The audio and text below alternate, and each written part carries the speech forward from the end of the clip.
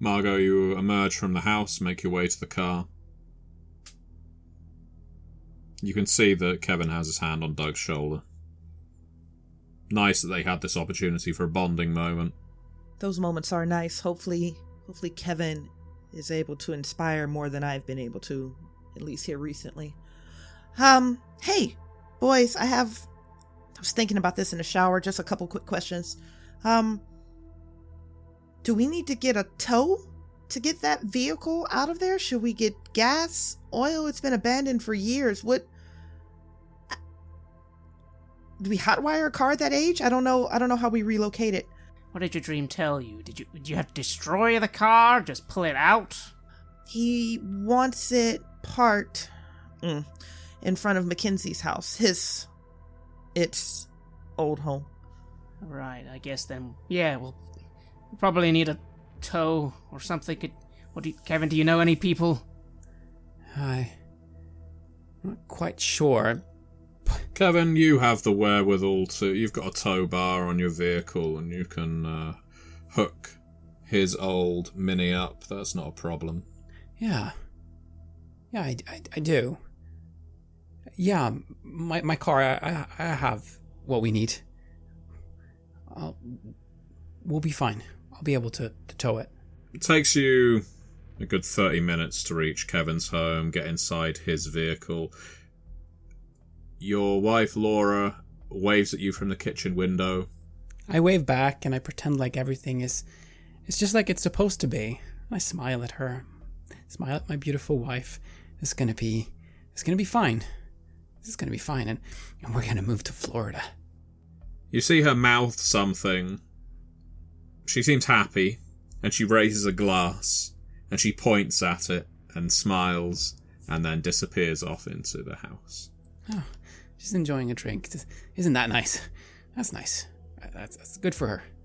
All right. Well, I need to get my car and get us ready for this. I'll bring a can of gas just in case we'll need it, and whatever tools might be appropriate for this, and I'll get in my car and to start it up. And away you go. Doesn't take you long at all to reach the NovaMall on the outskirts of Novaville. On the drive, I just do one small thing. I get my phone out.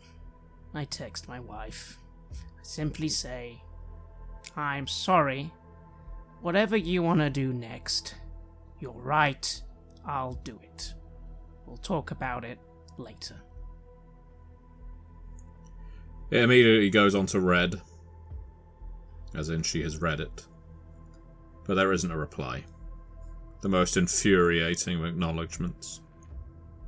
True, but at least I sent it. I don't even know if I'm gonna see her again. A little part of me is wondering if I'll even survive the night, but at least I sent it. And so the NovaMall on the horizon, even though it is a weekday, that doesn't stop the NovaMall from being at least moderately busy. In all honesty, this great pioneering shopping centre has been something of a wash. Novaville is not a high enough traffic area to justify a gargantuan ugly structure like this, nor is it in keeping with the modern symptom of the internet. It is a glass and steel structure that juts out of the scenery like a dagger pointing up into the sky, if you want to get slightly lyrical, but more accurately, it is a shopping centre built in the 21st century on top of a landfill, as we've established. That doesn't exactly make it an appealing location for most people. About the only individuals who do hang out here are the young, and they aren't coming here to spend money. They're doing what young people always do at shopping malls. Sitting around, smoking, causing trouble. I mean, you've got less trouble in Novaville than in other places, don't get me wrong. But none of that is beneficial to the economy. Nevertheless, you are able to pull up in the, frankly, sizable car park. And you know exactly where the entrance is to the underground scrapyard upon which parts of the NovaMall were built, because well, a couple of you, Margot and Doug, were integral to the construction of this building, helping pick out the site and clear the various land ordinances and such. There's some businesses around here that still use the place as a dump for its waste.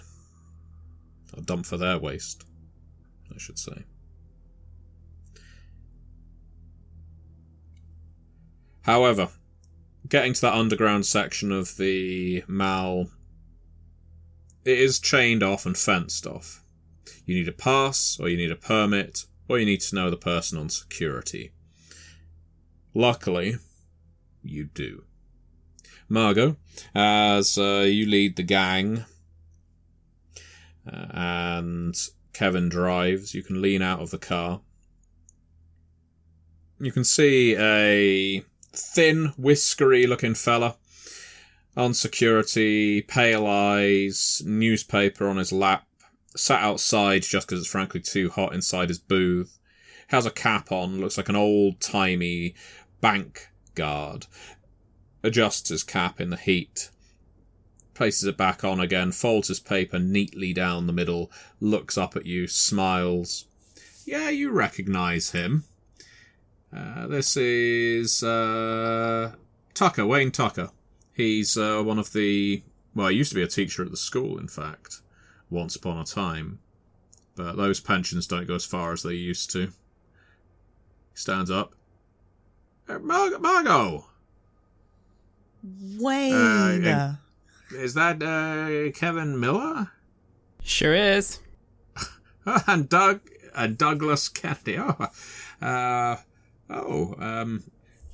didn't expect to see all three of you showing up in my little underground heaven. This time of day, this time of the week. Something I can help you with? Well, first question for you here, Wayne. Do you have something back there other than soda? And I'm going to reach in and hand him a bottle of water. Oh, Margot. Always good to me. Always have been, even ever since I taught you geography. Those lessons didn't stick. Second question, friend. How are you when it comes to discretion? We don't want to give too much away, but, we're here planning a little surprise, something, for the big day. But, we want to keep it hush-hush, because, what's the point of a surprise if everyone knows about it? Oh, yeah, well, Steve Sanderson, I've heard the news. It was a little after my time, I suppose. But I've heard he's quite the sports superstar. I don't follow the football myself. But I remember Kevin playing back when we were at school. Do you keep up with Coach Jenkins, Kevin? Coach Jenkins, yeah, he's been like a mentor to me. Really helped me to get into my role. I say as I swallow and kind of loose my thread there a little bit. He was he was one of the best at the school. He's still a good person to go to if you want some life advice. That's what I say. I still go drinking with Eli every now and then. Anyway, discretion, Douglas, and he looks over his spectacles. Are you looking to drop something off, or...? Well, go on, Margot, you tell him. We need to take something with us. You want to pick something up? Mm-hmm. But we can't go into a lot of details about it. Oh, are you asking me to go on my lunch break or something? And I just give him the most genuinely appreciative and adoration-filled smile possible, because this is the one shining light of this bullshit of a day so far, is someone willing to work with us and not adamantly against us, even from within the own team. Wayne, you're overdue for a lunch break. Thank you. They do good. They do good smoothies in the mall. I hate to see the juice blaster place closed down, but I always like to pop them a few dollars. So I'll go leave my keys here on the desk to the gate, and I'll go grab myself a smoothie. I would usually ask if you want anything, but I'm guessing you'll be gone by the time I get back. I reckon so, friend, but thank you so much. Trust me, and I do my best to put on a smile, even though inside I don't want to smile at all. As I say, you're going to find it... Everyone in the community is going to get a real hoot out of this surprise. Oh, Douglas, I don't much care. I mean, you were always a little shit at school, and quite frankly, I don't give much of a damn about Steve Sanderson and the parade you got planned.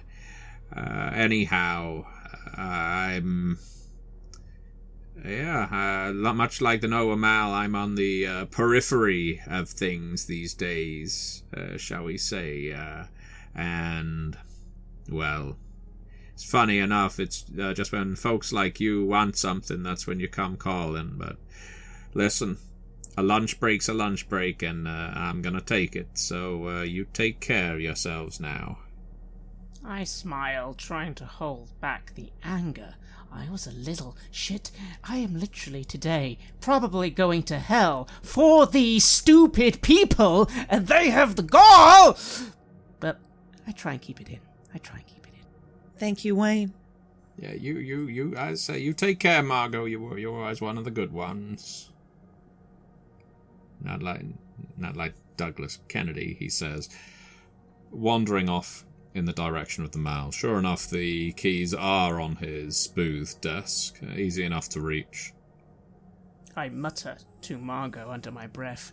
Can't recall the last time he was at any of my charity drives. This is true. Wayne Tucker does not appear at your charity drives, he does not appear at your barbecues, he does not appear at town hall meetings. You know him, of course, he was at the school back when you were kids, but just goes to show, you can be in a community without being part of it, for better or worse. I almost find myself wishing deep down then, why kill such an innocent man? Why couldn't someone like that be one of the sacrifices? But never mind. I will jump out of the vehicle. I will snatch the keys off of the desk. I'll hop back in. No, Doug, I don't recall ever seeing him at your charity drives, but he showed up when we called upon him. And we didn't need another hurdle today. So maybe we could just be grateful for that. Yeah. He's a good man. And he was a great teacher, too. I don't remember anything that he taught us, but, well. I don't either. I don't really know why that's still on the rubric. We had that vote in, and she's off on something she can't control. Anyway, let's head on in and get this godforsaken car and get it to its destination.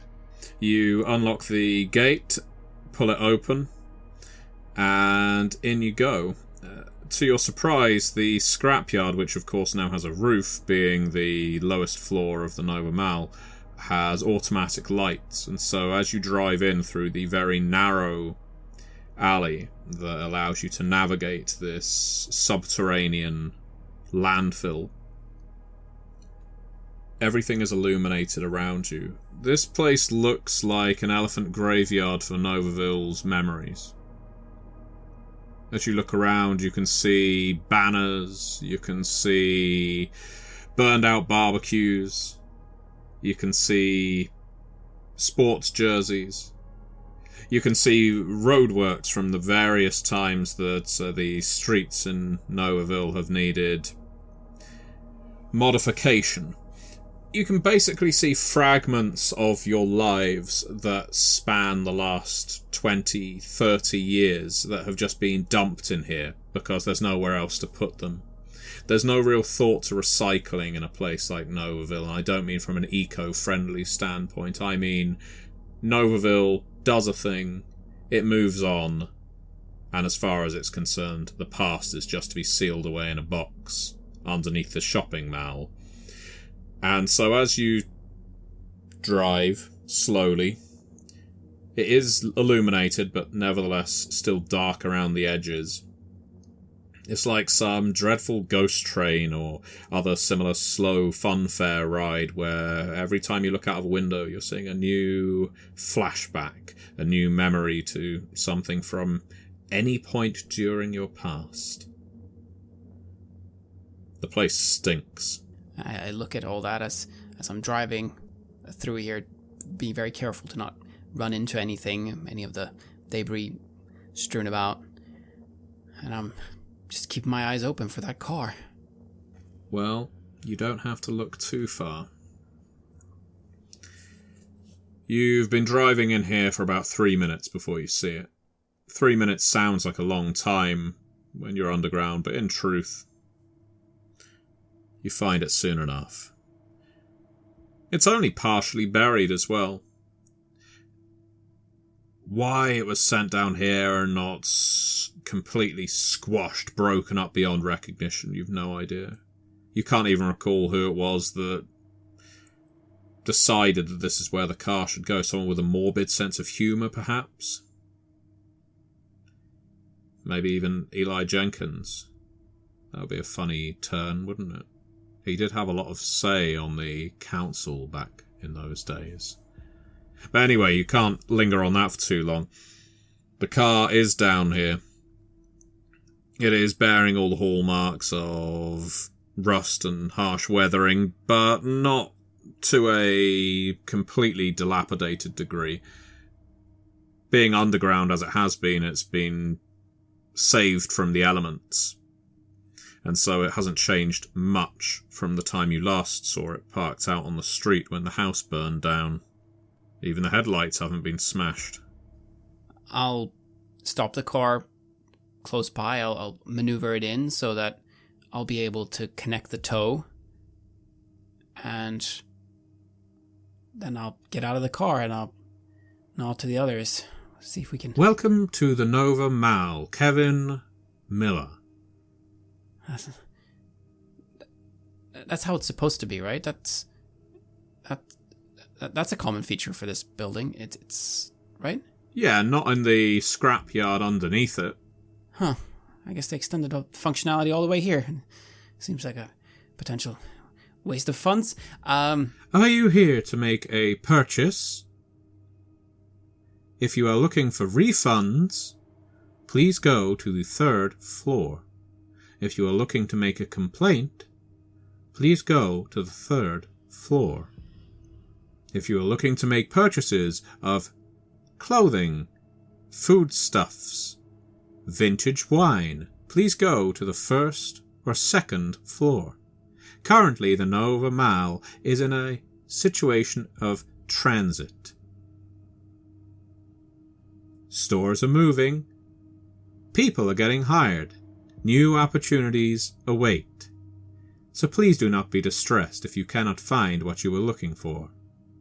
I pause. I start looking around the landfill we're in and seeing what it... Like, is this like an intercom or something? I look very confused. And then I just say to Kevin, just ignore it. Let's get started on hooking up the car. Sure. Thank you. We're just here to recover our vehicle. We'll be out of your hair in no time. Kevin, the intercom can't hear you. Yeah, right. Kevin Miller, do you have a receipt for this purchase? A receipt? I'm looking through my pockets and, it was... Kevin Miller, do you have a receipt for this purchase? I now that you mention it, I seem to have lost the receipt, but surely you have it on record that we parked the car here and that we are allowed to take it out. I am afraid this car was parked here before this automated system was put in place. Kevin Miller, do you have a receipt for this purchase? Well, if it happened before this system was in place, then that makes perfect sense. The records were not there. The records were not in place. That system was not set up yet. That's why I don't have the receipt. I'm sorry, but I can take the car, right? There's a lengthy pause. Margot and Doug, I assume you're staying in the car. I am staring at Kevin. I'm staring at Margot. I just start staring at the wheel. Clearly, I've gone mad. That's what's happening. I've gone mad, and there's no point fighting going mad, so I just say, Okay, Kevin, do whatever the fuck it wants. I don't know anymore. Just do what it wants. We'll do what you want. We're just taking a car. That's what you people want. You want us to take a car. I'm going to slide out of Kevin's vehicle and go stand next to him, because this is flabbergasting to me that this particular environment would have this degree of technology. Like, who invested the type of money, the time, the permitting to put something like this in? And she already knows Wayne Tucker isn't going to have the electronic or the technological skills to manage a program like this. So I'm flabbergasted. I'm going to look at Kevin like, it can't lock us in here. What is it going to do? Margot Young, welcome to the NovaMall. Kevin, let's just not engage it. What's it going to do? I hear wedding bells. If Margot Young and Kevin Miller are intending on getting married sometime soon, boy, have I got the deal for you on diamonds, gold rings. Wedding parties can be found on the 3rd floor. That sounds amazing, I say, as I'm connecting the toe to the car, thinking that there might not be a way of convincing it that we have the right to take the car. I tried that part, so perhaps we'll just have to make a run for it. I'm just connecting the toe, and you don't say rings. Is there a particular ring that's recommended right now? We are really looking forward to our ceremony. There is a budget offering of $750 for a white gold ring, thin, banded, for he and she and they, because the NovaMall is both new and diverse. And have I connected the toe? Yeah. Well, that is something that we will have to think about that. That sounds like an amazing deal. Let me just go back into my car, and thank you again for the help. Really appreciate it. The NovaMall has put you down as a reservation for Samson Jewelers later today. Oh my gosh. We look forward to your visit. Thank you so much. The NovaMall. I'll tell all my friends about what a fantastic place this is. We will take that recommendation as a 5-star review. Thank you, Kevin Miller. Thank you, Margot Young. Fuck me. 2 questions for you, GM. 1, do I see speakers anywhere? Do I see intercoms? Do I speaker anywhere at all in this entire dungeon? No, this is unusual. All there are the strip lights above you that came on automatically when you drove here. Everything else around you is mountains of refuse. There is no logical reason for this.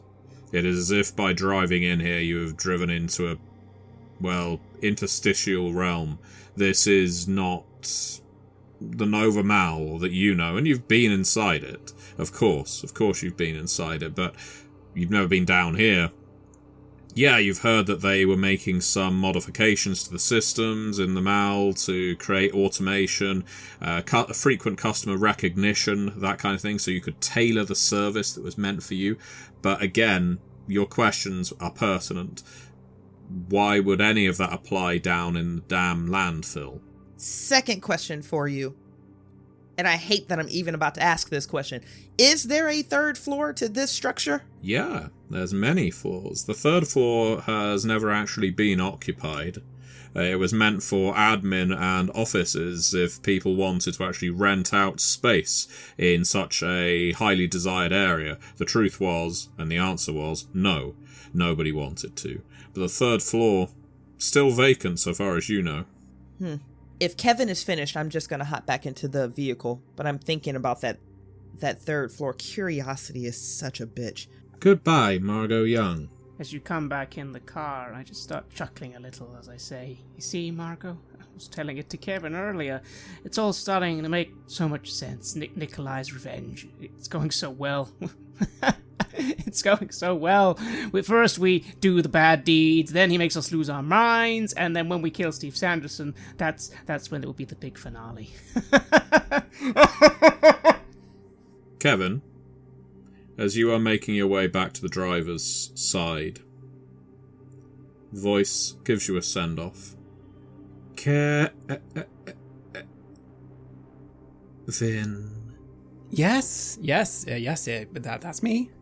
Are you planning on stealing, burning a place down, otherwise known as arson, murdering, or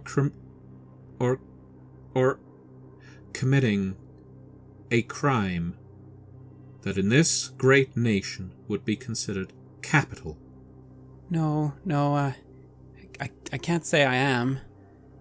No, we're just gonna take this old car with us. It's just junk. One man's junk is another man's jewelry, and if you wish to get a fine deal on jewelry, head to Samson's Jewelers today. Yeah, I will later. You made the reservation, remember? There's nothing but silence to that. I'll get in the car and drive off. The car that once belonged to Nikolai grinds and struggles a little. While it hasn't been buried severely on top, it is still embedded in a mesh of junk that is snared around some of its wheels, but you've got enough horsepower in your car to pull it over the hump. The voice calls out behind you. Crimes committed in the NovaMall are punishable. And then you are free. Back out into the daylight, just as Wayne Tucker is heading back. He frowns when he sees what you're towing out, but then he, quite pantomime-like, puts his one hand over his eyes, and the other hand waves you off as if to say, I didn't see anything. I nod to Wayne. So the three of you are free and clear. There is no way that the NovaMall can hurt you. Again, I just lightly chuckle, saying, well, wasn't that fun, Kevin? We went to a dump and a computer voice threatened to kill us all or something. I don't even know. I'm having what a great fucking day it is today. It's gonna be alright, Doug. I know it's tough right now. It is. For all of us. But we're gonna get through this together. Remember that. Well, now we just need to go and park the car outside the house, although I'm sure some giant winged monster will jump on the car while we're going, because, nothing can ever be simple, can it? Quite coincidentally, that doesn't happen. So yeah, I guess we just gotta go and dump the car off, and then, I don't know, Margot, in the real world where logic rules, I was gonna say we needed to go and get that little girl's body and get it ready to be burned at the house, but maybe in this world, maybe Nikolai will just take care of that as well, so maybe we just go there and wait for Steve. I know this probably isn't the best time to bring this up, but it's bothering me, so I'm going to bring it up now. Did we burn the wrong person? Or were there two? Wait, what? Nikolai. Did we execute Nikolai when we should have been going for Eli? Or were they both active and we just missed Eli? Well, doubt does cross my mind. After all, this thought hadn't ever occurred to me, and some of the information we've now found has not been relayed to me. So I just say, well, no, Mark, what are you talking about? We knew they worked together, didn't they? Clearly they were working together. Yes. They were both guilty. That's what makes the most sense now. It's easier that way, if they're both guilty, because then we did the right thing twice. I say, nodding. It's not just easier, Kevin. It's the truth. And don't forget, Nikolai has come back. He's doing all this shit to us, and he's the one who was in the fucking footage trying to kill my daughter and killed that poor girl. You saw it yourself. That was Nikolai. You're right. You're right. You're both right. You're right. Yeah. You're right. You're not. The footage never actually showed the face of the person pursuing Sally or Fiona. You saw a figure in a long black old Mac. They were stooped in shadow. they pursued the girls into the woods. That same figure was the figure Margot saw between Eli's house and Sally's house later that day. And that coat was also seen at Eli's house. So you can convince yourselves, you can tell yourselves as much as you like that you definitely killed the right two people, or that Nikolai was definitely in on it, and maybe he was. Maybe, given that they were at the school at the same time, Eli and Nikolai had a terrible ring of victims. It is possible. Certainly there were enough people that pointed the finger at Nikolai to make it seem believable. But that doesn't mean the doubt doesn't exist, especially for you, Margot. You're the one who raised the question. And even to a significant degree, you, Kevin, you're the one who has just seen a record of everything Eli has done. At least even a small portion of it would imply a massive amount of crime, to put it mildly. But yeah, Doug, you didn't see the coat. Doug, you never saw the figure between the houses. Telling yourself that in that footage it was Nikolai, well, maybe you can convince yourself of that, but you don't know. 100%. Nikolai's done this all. He's done it all to get revenge on us for sending him to hell. That's why he's sending us to hell too, but again, he's done it too good. There's nothing we can do other than do as he says, and maybe, by God, the others will be right. Maybe. Yeah, you are convinced, Doug, that you have to do what Nikolai said. There is no part of you that has presented an alternative option of just don't. I tried, but with what we've done to Eli, even though I now agree, actually, it turns out that was justified, but it's still all too much, and now moles are talking to us as well, so I've clearly already gone slightly insane. But all we can do now is steer the course, and part of me is praying to God that maybe for the first time in my life I am wrong, and Margot and Kevin are right. Maybe, but I don't think so. But nothing I can do. I just give Margot a look and say, it doesn't really matter, Margot. They've got us where they want us, and we're all gonna probably go to hell by the end of the day, but all we can do is stay the course, just like you said. Stay the course. Look, Doug, with that attitude, you're not going to win any games. All right, you have to believe in victory. You have to believe that it's possible. That's what I tell the kids. I give Kevin a glare, and I look at Margot slightly more seriously. Is Kevin right? Kevin's right. And I think, Mr. Kennedy, deep down inside, I think you know that Kevin's right. Your language is betraying you. And I offer a meek smile. A few moments ago, you said, when we skin Steve Sanderson. Your mouth is running in one direction, politician, but your heart is leading you in another. I sigh. I look outside the window and I say quietly, I'm still not happy about it. I think we all have that in common. Yep. Let's go drop off a car then. That's all we had to do, right? Drop it off. Yeah, just park it, right? Yeah, and you're able to do so. You park outside the Mackenzie's house, and as you go to unhook the tow bar, it is getting late. Another phone call for you, Doug. Steve Sanderson, well, it's not a phone call, I should say, a message for you. Just landed. I sigh. I bite my lip. I look at Margot. I let her see the text I'm sending. Wonderful. You have a good time. Later on, we've got a little surprise for you. I know how keen you were to have some privacy, so we've arranged a little something just for you. I hope you're gonna like it. We'll explain more when we're in the car with you, but until then, enjoy your day, Steve. You truly are one of the best of us. There you go, Margot. When we do this, we'll go.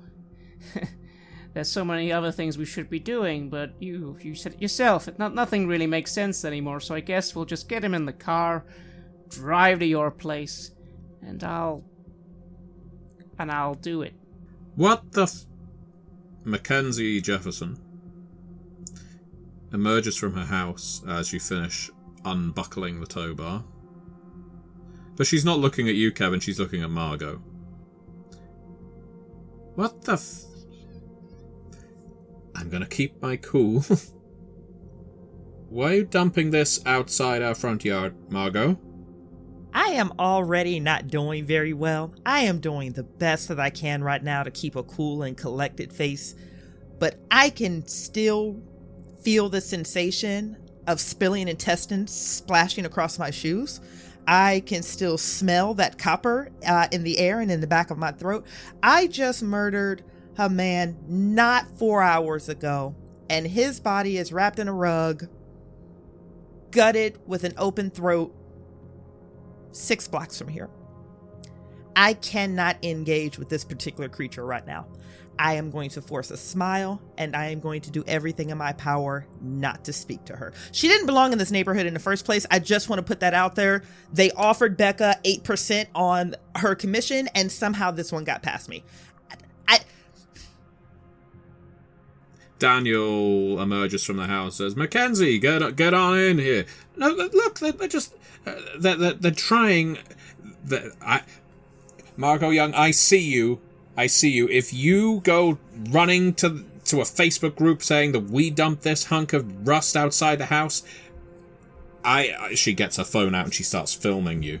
We did not put this here. It was Margot Young, and I think that's Doug Kennedy, and Kevin Miller, you should know better. This is all going to make sense. It's part of a whole thing for the parade and stuff. There's a plan. Yeah, to your great relief, the Jeffersons moved in here after what occurred with Nikolai, so they have no reason to connect this car with him. After all, their house was built after his was burned down. So at least they can't level that against you. But it's not going to take long. You know it is not going to take long for other people in the neighborhood to recognize whose car this was. I give the others a look. I step out of the car. Again, logic no longer matters, so consequences no longer matter. So there's a way, I think, that can solve this quickly. I go over, I smile, I say, you know what?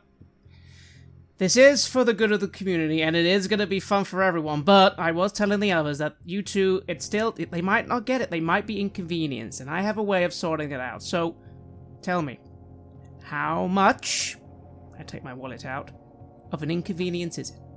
Pick a number, any number. Oh, Daniel steps forward now. What? For the next 10 hours, this car being here is vital to the community's efforts, but as you said, it's an inconvenience to you. You deserve to be compensated, so how much? Oh, you know, we swallow a lot of horse shit from you and your people, Doug, and we swallow with a big smile on our face because we just want to get along. $10,000? He looks at Mackenzie. This is some kind of setup. You trying to, who trying to punk us or something? Doug? Paying for the use of your driveway for 12 hours. 20,000? Fine. He folds his arms. I don't want your cash. I don't want a check. I know my bank details right now. You can wire the money over as much as your bank will let you. So 20,000, that's not a problem. Again, you deserve this. Like you said, we are inconveniencing you. But I was putting aside some money just in case, and you know I'm good for it, so why not? Besides, as well, and I lower my voice, between you and me, you two have been deserving a little bit more respect in this community. Current company notwithstanding. I get you. Mackenzie tugs on Daniel's arm and says, they're just trying to trick us or trap us in something. I know.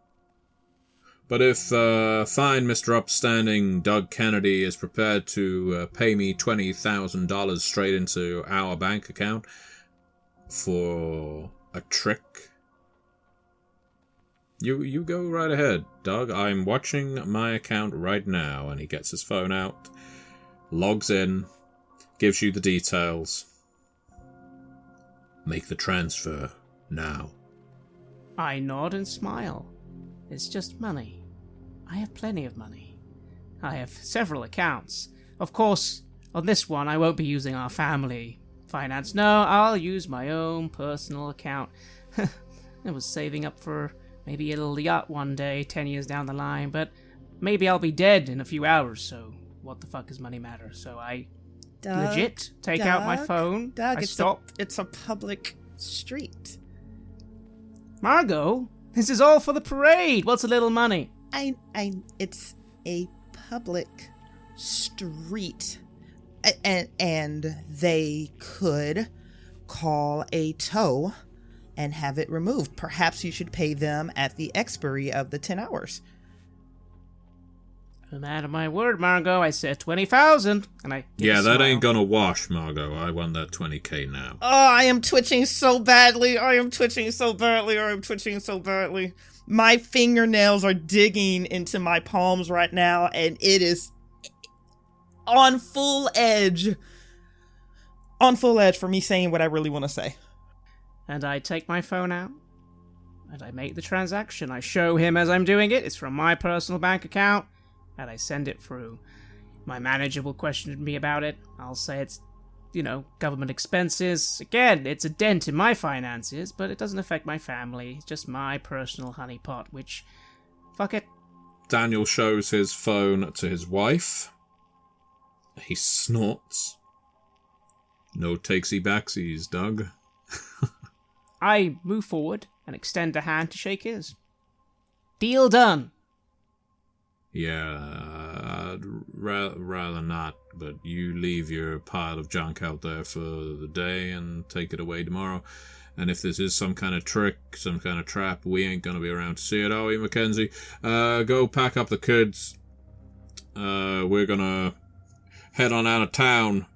Stay in a hotel, I think, because we heard about what happened to the last house on this plot when weird shit went down, and while I don't know the full story, all y'all names have been connected to it.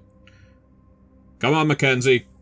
We're getting out of here. Well, that's disappointing. You'll miss the parade. Oh, fuck the parade, and fuck you, and fuck Steve Sanderson as well. This place is full of kooks and... Mackenzie, come on, let's get the kids. Internally, I laugh a little, once again being shown how community work. I just gave this man $20,000 for nothing at all, and he has the gall to shove it in my face, but that's fine. It's fine. And I just look at Margot, smiling, and just walk back to the car. Bribe was a smart way to do that. Doug, you know that. You know that. This is how business is done. It could have gone many different ways, but sometimes all you need is green to make someone turn the other way. No doubt that's happened a lot in Novaville. It's one of my few privileges that I try and use for the community, but, well, that's the thanks you get. Well, they don't leave before you do, but they do leave. The Jeffersons are out of here. Whatever's going to happen to Novaville won't affect them. That is so disappointing. They wanted so badly to be part of the community, they should really stay. I wish there were a way I could make them stay. They fought to be here. They should stay. Well, they don't want it, Margot, and as they've shown, they're not very grateful for anything given to them regardless, but hey, we're doing this all for them. And I know you didn't want me to do that, but we're all having to make sacrifices today. It's time I made at least one. I am sorry about what happened in the house. I am sorry. I know. But you did a great thing here. And we have the biggest challenge still ahead of us. You're okay. We're okay. Everything's going to be okay. Two down, one to go, right? Yeah, thanks, Doug. You really took one for the team there. All right. Well, we know what we need to do now, so let's get going. Right. Well, Margot, just as Kevin received a little bug in his ear. You get the same, except it's less of a bug landing on your ear and more of that stench of rancid smoke. And somehow it conveys a message.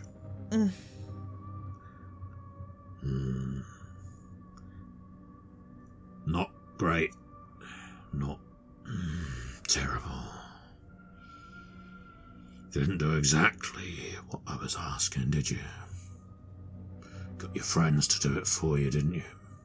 But it's all right. Little Margot. It's all right. I know that you've struggled more than them. I know that they treat you like a little doll to be thrown around.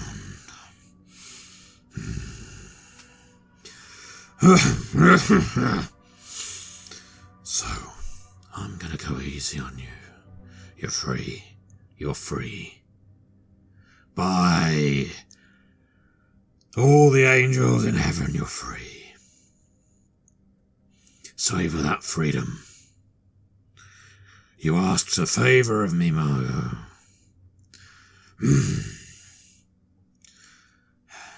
I'm working on it, darling.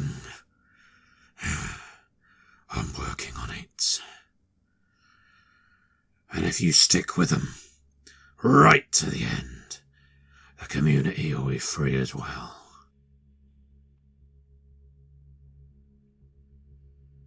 Novaville has never looked so dark.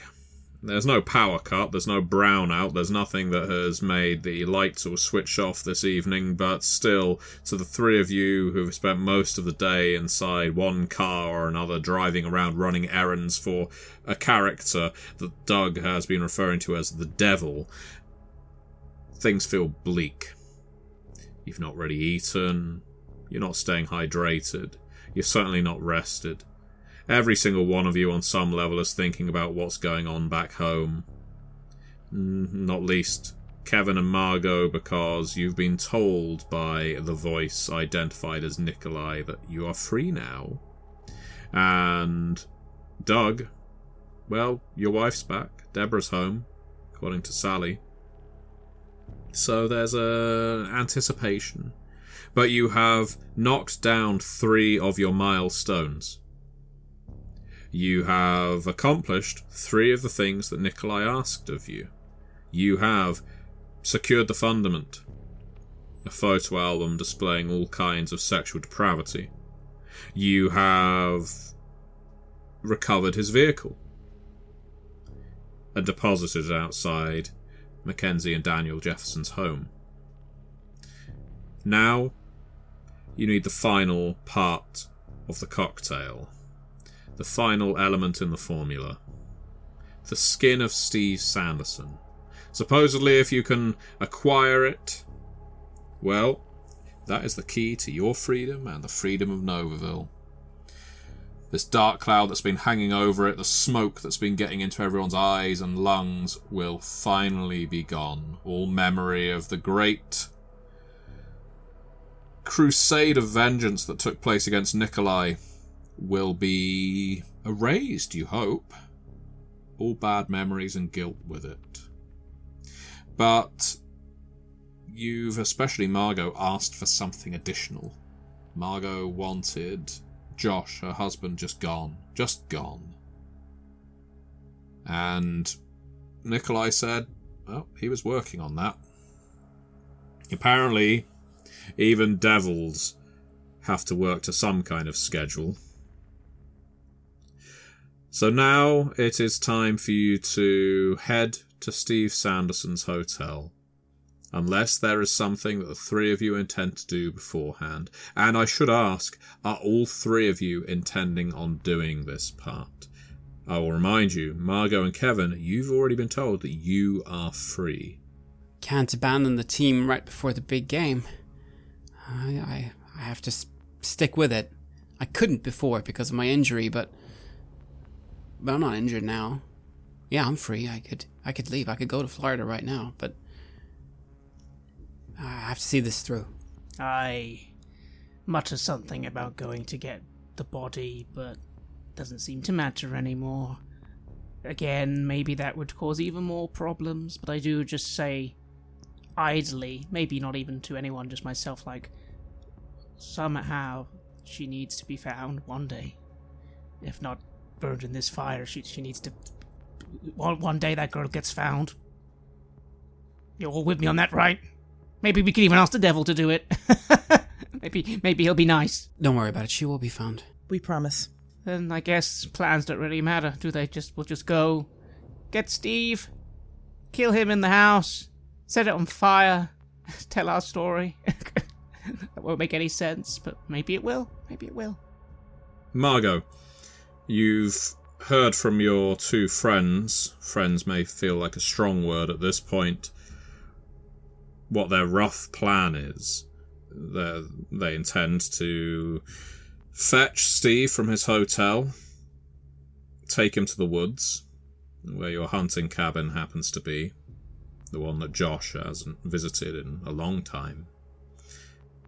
And it will be there that he is flensed from his body.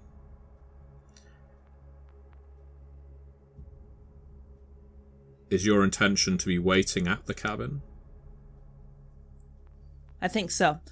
My initial thoughts are concerning Doug, that maybe he will need me beside him when he picks up Steve, just in case he has second thoughts, or he backs out, or he bottoms out. But Kevin will be there. Kevin knows how to win games. Kevin's eye is on the prize. And from what I've seen from Doug in the past few hours, I genuinely do believe that he can do this. So I am going to fall into a support position and do what I can to support the team at this point. I'm going to wait at the cabin, and I'm going to prepare it. I'm going to make sure it's outfitted with everything that it needs, that we need to support Doug through what he has to do. Sharp knives cut a lot better. They'll make easier work. We can't have Doug doing this with a dull blade. He barely managed the gutting of Eli Jenkins. I don't know how he'll manage this, so I need to set him up to be in a position to succeed. So yeah, I'll be at my cabin, laying sheeting, making sure that we have the gasoline present, making sure the knives are as sharp as I can possibly get them. Well, we will come back to you soon, Margot. Kevin and Doug, you stop off at the Ramada where Steve is currently staying. Are you sending him a message to meet you down at reception, or what's the plan here? I think we drive by in the parking lot. I'll try and park us there and give him a message. Come on down. I look to Kevin. Well, Kevin, here we go. No getting out of this one. This is the final sin. He's completely innocent, and we're gonna do terrible things to him. It's for the community, remember? Yeah, the community. Yeah. Sure. Yeah. Have I sent the text? He doesn't leave you waiting long. Very soon he is out the front door. There's an older guy with him. And he jogs over to the car, leans in the driver's side. Hey! Coach Miller! Steve, it's great to see you. Oh, wow. He grabs your hand, gives you a firm shake. I shake back. Wow, what a surprise. Is this the surprise, Mr. Kennedy, that Coach Miller would be here waiting for me? Well, it's one of them, but what can I say? Got a few more things in store. But hey, yes, Coach Miller, I knew he'd recognize you, Kevin. I knew he would. I was hoping I would see you, Coach.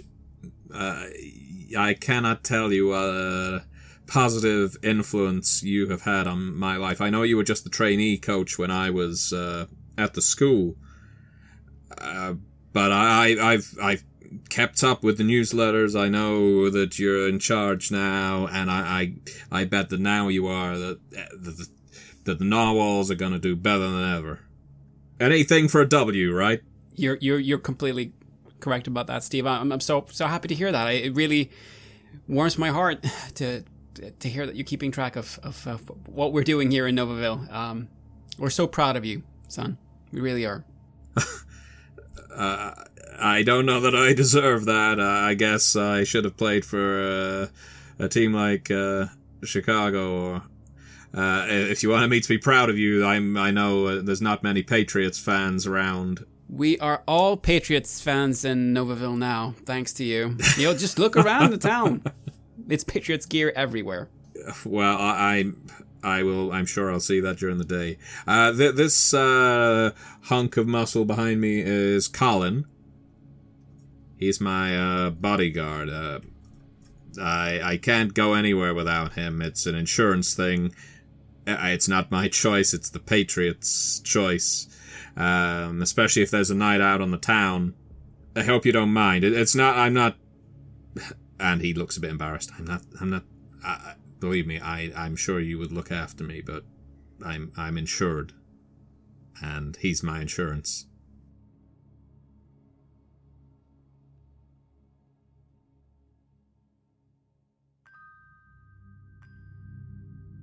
You have listened to an episode of Red Moon Roleplaying, where we play the scenario Tapestry of Suburbia from the scenario collection The Forbidden for KULT Divinity Lost.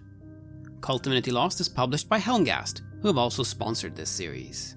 Joining us as players in this series are none other than Bridgett Jeffries from Symphony Entertainment and our dear friend Matthew Dawkins. The music was made by Atrium Carceri, featuring a number of collaborations with other artists, and was used with permission from their label Cryochamber. Check out their website at cryochamber.bandcamp.com or their YouTube channel for some moody dark ambient for your gaming table. We would like to give massive thanks to our champions of the Red Moon, Martin Heuschober, Simon Cooper, David, Julia, Camilla, Bob Lange, Cameron, Antxon, and Graham Barey for their generous support. And we'd of course also like to thank all of our other patrons. Without your support, the show would not be possible. If you want to support our work, please check us out on Patreon.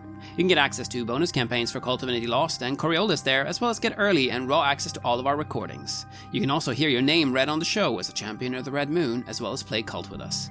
Most importantly, that support is what keeps the show going, so do check us out there. Thank you again for listening, and remember that community is everything.